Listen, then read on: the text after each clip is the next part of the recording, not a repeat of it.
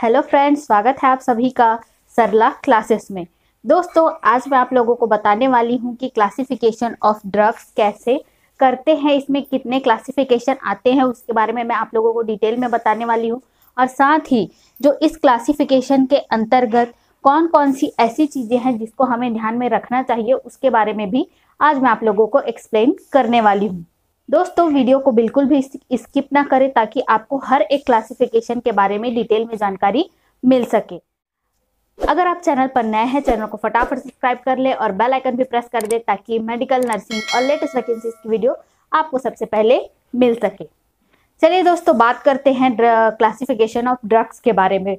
बहुत सारे तरह के क्लासिफिकेशन होते हैं। अगर आपने देखा होगा तो एक्शन के आधार पर अलग अलग तरह के क्लासिफिकेशन होते हैं। हमारे पास यहाँ पर है 5 टाइप्स ऑफ क्लासिफिकेशन, जिसको कि in general drugs are classify based on. General में अगर कहा जाए तो जो ड्रग्स का क्लासिफिकेशन है वो किस आधार पर किया जा सकता है। तो सबसे पहले आप देख पा रहे होंगे थेराप्यूटिक क्लासिफिकेशन, सेकंड है फार्मेकोलॉजिकल क्लासिफिकेशन, ठीक है। नेक्स्ट है आपका केमिकल क्लासिफिकेशन, फोर्थ है अमलगमेटेड क्लासिफिकेशन और साथ ही फिफ्थ जो लास्ट है वह है लीगल क्लासिफिकेशन, जिसमें कि control substance, drugs abuse and teratogenic risks इसमें आते हैं। इसको आगे एक्सप्लेन करूंगी कि ये सब क्या है, टेरेटोजेनिक रिस्क्स क्या है, यहाँ पर मैंने एक्शन क्यों लिखा हुआ है, इसके बारे में मैं आप लोगों को डिटेल में बताने वाली हूँ। दोस्तों, सबसे पहले बात कर लेते हैं थेराप्यूटिक क्लासिफिकेशन के बारे में। थेराप्यूटिक क्लासिफिकेशन का यूज जो है थेराप्यूटिक यूजफुलनेस के लिए किया जाता है, किसी भी एक पर्टिकुलर डिसीज के लिए या पर्टिकुलर किसी सिस्टम के लिए। जैसे कि हम मान लेते हैं कार्डियोवास्कुलर सिस्टम में। कार्डियोवास्कुलर सिस्टम में अगर आप देखें इन्फ्लुएंस ब्लड क्लॉटिंग, इसमें क्या हो रहा है, इन्फ्लुएंस ब्लड क्लॉटिंग हो रहा है। तो उसको रोकने के लिए हम क्या यूज करते हैं, एंटीकोगुलेंट का यूज करते हैं। एंटीकोगुलेंट में हिपैरिन आता है, लेकिन यहाँ पर उस पर्टिकुलर जो मेडिसिन है या पर्टिकुलर जो इंजेक्शन है उसका नाम हम नहीं ले रहे हैं। यहाँ पर डायरेक्ट क्या कह रहे हैं, एंटीकोगुलेंट दीजिए या एंटीकोगुलेंट प्रोवाइड करना होगा। तो यहाँ पर हम क्या यूज कर रहे हैं, एक पर्टिकुलर डिजीज कंडीशन के लिए या पर्टिकुलर सिस्टम के लिए उसका जो नाम है वो क्या है, एंटीकोगुलेंट है, ठीक है। तो ये हुआ आपका थेराप्यूटिक क्लासिफिकेशन। हम थेराप्यूटिक यूजफुलनेस के अकॉर्डिंग ही उसका नाम रख देते हैं, बल्कि उसका नाम क्या है, हिपैरिन। नेक्स्ट है आपका फार्मेकोलॉजिकल क्लासिफिकेशन। फार्मेकोलॉजिकल क्लासिफिकेशन में क्या होता है, ज्यादातर इसको रिफर किस लिए किया जाता है कि जब कोई भी जो डिसीज है उसके मैकेनिज्म ऑफ एक्शन, जैसे कि कोई भी जो ड्रग है वह बॉडी के मॉलिक्यूल, सेल्स या टिश्यू के ऊपर काम करता है, उसके ऊपर एक्शन दिखाता है, तो उसके अकॉर्डिंग हम उसका नाम रख देते हैं। या फिर हम इसको फार्मेकोलॉजिकल एक्शन को, फार्मेकोलॉजिकल क्लासिफिकेशन को मैकेनिज्म ऑफ एक्शन भी कह सकते हैं, ठीक है। मैकेनिज्म ऑफ एक्शन के अकॉर्डिंग हम क्या करते हैं, किसी भी ड्रग का नाम ले लेते हैं। जैसे कि है ब्लॉक्स कैल्शियम चैनल, तो हम इसको क्या कह देते हैं, calcium channel blocker. Specially particular क्या हो रहा है, वो ब्लॉक कर रहा है कैल्शियम चैनल को, इसलिए हमने उसको क्या नाम दे दिया, कैल्शियम चैनल ब्लॉकर, ठीक है। तो इसमें वही होगा कि उसका मैकेनिज्म ऑफ एक्शन क्या होगा, उसके अकॉर्डिंग हम उस पर्टिकुलर जो क्लासिफिकेशन है उसको पर्टिकुलर जो उसका नेम है उसके एक्शन के अकॉर्डिंग हम रख देते हैं। तो वह क्या आएगा, आपका फार्मेकोलॉजिकल क्लासिफिकेशन कहलाएगा। नेक्स्ट क्लासिफिकेशन है आपका केमिकल क्लासिफिकेशन। केमिकल क्लासिफिकेशन में 3 टाइप के जो इसमें और क्लासिफिकेशन आते हैं, जिसमें कि ड्रग को उसके नाम के साथ, साथ ही उसके ट्रेड नेम के साथ, ठीक है, जैसे कि केमिकल कंपोजिशन के नाम के साथ, फिर ट्रेड नेम के साथ और साथ ही जेनेरिक नेम के साथ भी हम ड्रग क्लासिफिकेशन को या फिर केमिकल क्लासिफिकेशन को समझते हैं। केमिकल क्लासिफिकेशन को 3 पार्ट में डिवाइड किया गया है और 3 बेसिक टाइप होते हैं, उसके बारे में मैंने आपको बताया।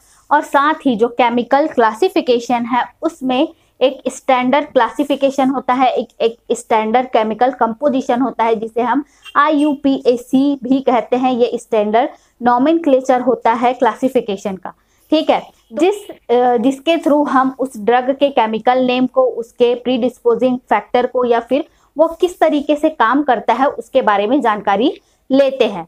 जैसे कि एस्पिरिन का जो केमिकल नेम है वह है 2-एसीटॉक्सीबेंजोइक एसिड।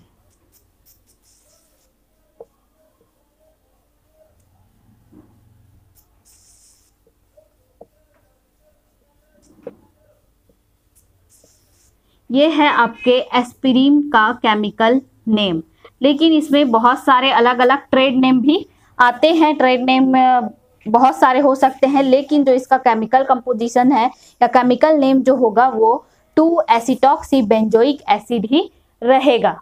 और साथ ही अगर ट्रेड नेम की बात करें, ट्रेड नेम में क्या होगा, कोई भी जो कंपनी होती है, जैसे कि आप अभी कोरोना वायरस के बारे में सुन रहे होंगे, वायरस तो एक ही तरीके से बनेगा या फिर उसमें कुछ जो है अलग चीजें अलग अलग होंगी, लेकिन आपने स्पुतनिक नाम सुना होगा, साथ ही फाइजर सुना होगा, और बहुत सी सारी जो कंपनी है उसमें अपना जो लोगो या फिर अपना एक नाम देती है। जैसे नेक्स्ट है एमलगामेटेड क्लासिफिकेशन। एमलगामेटेड क्लासिफिकेशन में वह चीजें आती है जिसको एक स्पेसिफिक वर्क के लिए या स्पेसिफिक एक्शन के लिए ही बनाया गया है। इसका ऐसा नहीं है कि अलग सिस्टम में इसका कुछ अलग नाम दिया गया हो, ऐसा बिल्कुल भी नहीं है। जैसे कि है आपका एंटी इंफ्लामेटरी ड्रग्स।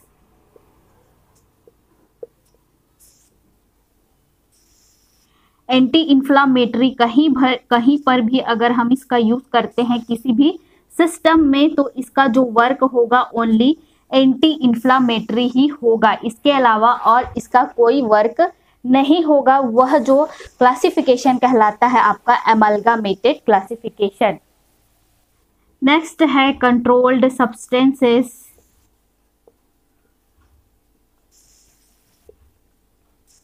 साथ ही इसमें था टीरेटोजोनिक और एब्यूज।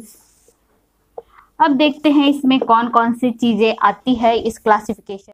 दोस्तों जैसा कि आप देख पा रहे होंगे ये कुछ एग्जाम्पल्स हैं और उसका ड्रग शेड्यूल है, और यह कितना असर डालते हैं हमारे पोटेंशियल फॉर फिजिकल डिपेंडेंसी में, पोटेंशियल फॉर साइकोलॉजिकल डिपेंडेंसी में, और इसका अब्यूज कैसे हो सकता है, और साथ ही यह कहीं क्या थेरापेटिक यूज के लिए भी काम में लिए जाते हैं, इसके बारे में जानते हैं। सबसे पहले आप देख पा रहे होंगे फर्स्ट जो क्लासिफिकेशन है उसमें थेराप्यूटिक यूज में है बिल्कुल भी नहीं है, ठीक है। जैसे कि यहाँ पर हीरोइन का दिया हुआ है, अगर आप देख पा रहे होंगे, इसका भी लिमिटेड और नॉन थेराप्यूटिक यूज है, ज्यादातर यूज नहीं किया जाता है। और अगर इसके एब्यूज पोटेंशियल को देखें, जो अगर हम इसको एब्यूज करते हैं या कोई एब्यूज करता है तो उसका एब्यूज पोटेंशियल सबसे ज्यादा हाईएस्ट में है, ठीक है। और अगर ये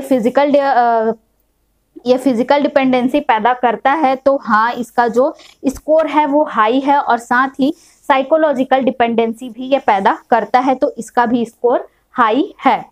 अब बात करते हैं सेकंड में ये कुछ थेराप्यूटिक यूज के लिए लिए जाते हैं, कुछ नहीं लिए जाते हैं, ऐसा है, कहीं पर यूज किया जाता है और कहीं पर यूज नहीं किया जाता है, ठीक है। तो इसमें जो है इसका भी एब्यूज पोटेंशियल क्या है, हाई है, और साथ ही ये फिजिकल डिपेंडेंसी भी पैदा करता है और साथ ही साइकोलॉजिकल डिपेंडेंसी भी पैदा करता है, जिसमें कि एग्जाम्पल के लिए आते हैं आपके फेंटानिल जो इंजेक्शन है या फिर जिस भी तरीके को उसको यूज किया जाता है वो हाईली एब्यूज पोटेंशियल में आता है।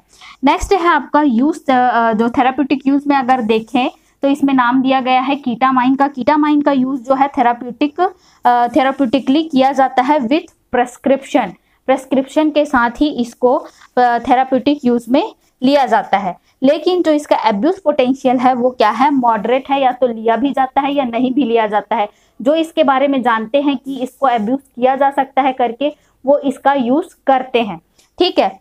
साथ ही इसका जो फिजिकल डिपेंडेंसी है वो भी मॉडरेट ही है, लेकिन इसकी साइकोलॉजिकल डिपेंडेंसी है वो क्या है, हाई है, ठीक है। नेक्स्ट बात करते हैं फोर्थ जो है आपकी, इसको भी क्या कर सकते हैं, विथ प्रिस्क्रिप्शन हम यूज कर सकते हैं, लेकिन इसका जो एब्यूज पोटेंशियल है वो क्या है, लोअर है, ज्यादा यूज में नहीं लिया जाता है। पोटेंशियल अगर हम देखें कि फिजिकल डिपेंडेंसी होती है या नहीं होती है, तो वो लोअर मतलब कम मात्रा में इसकी डिपेंडेंसी होती है, और साथ ही साइकोलॉजिकल डिपेंडेंसी में भी कम मात्रा में डिपेंडेंसी होती है।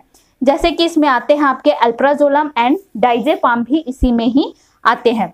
नेक्स्ट है आपका, इसका यूज जो है वो थेराप्यूटिकली किया जाता है, लेकिन नॉन प्रिस्क्रिप्शन। ठीक है, अगर नहीं भी लिखा हो, आप केमिस्ट के पास जाके इसको ले सकते हैं। नॉन प्रिस्क्रिप्शन में आपका आएगा।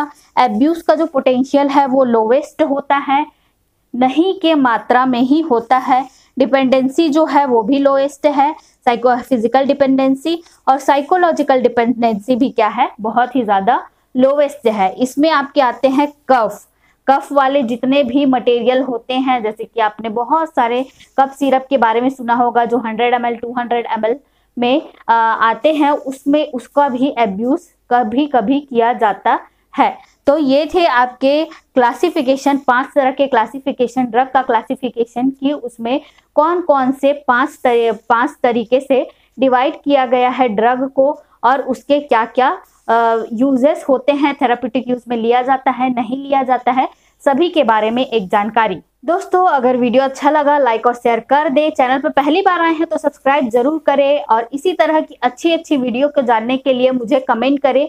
इसके बारे में अगर डाउट है तो उसके बारे में भी कमेंट करें।